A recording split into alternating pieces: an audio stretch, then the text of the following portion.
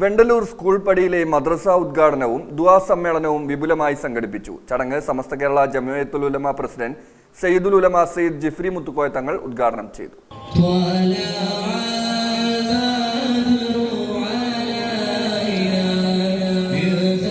നിർമ്മാണം പൂർത്തിയാക്കിയ വെണ്ടലൂർ സ്കൂൾ പടിയിലെ മദ്രസ നാടിനായി സമർപ്പിച്ചു.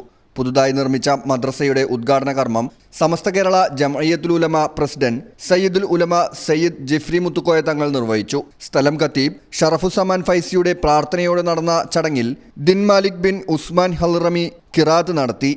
മസ്ജിദ് സിദ്ദീഖിയ സെക്രട്ടറി സിയാമു വി അധ്യക്ഷനായി. അബ്ദുസത്താർ ബാക്കവി മുഖ്യപ്രഭാഷണം നടത്തി. മദ്രസയ്ക്കായി സ്ഥലം വിട്ടു നൽകിയ അബ്ദുറഹ്മാൻ ഹാജി കട്ടച്ചിറ, മുഹമ്മദ് കുട്ടി തെയ്യമ്പാട്ടിൽ എന്നിവരെ ചടങ്ങിൽ ആദരിച്ചു.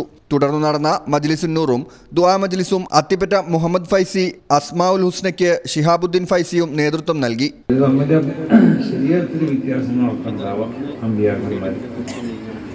അതിന് പല കാരണങ്ങളും അല്ലാഹു സുബ്ഹാനഹു വ തആല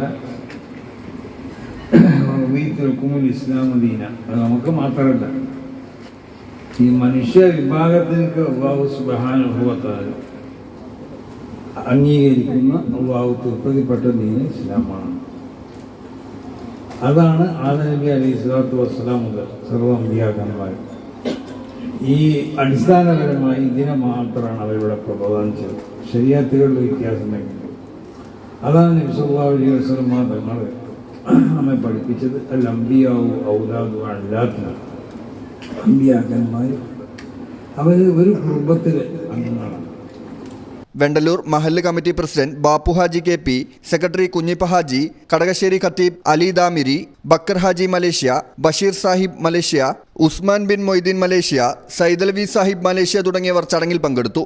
മദ്രസ നിർമ്മാണ കമ്മിറ്റി കൺവീനർ ബാവ മാസ്റ്റർ സ്വാഗതവും ട്രഷറർ മുജീബ് കാളിയത്ത് നന്ദിയും പറഞ്ഞു.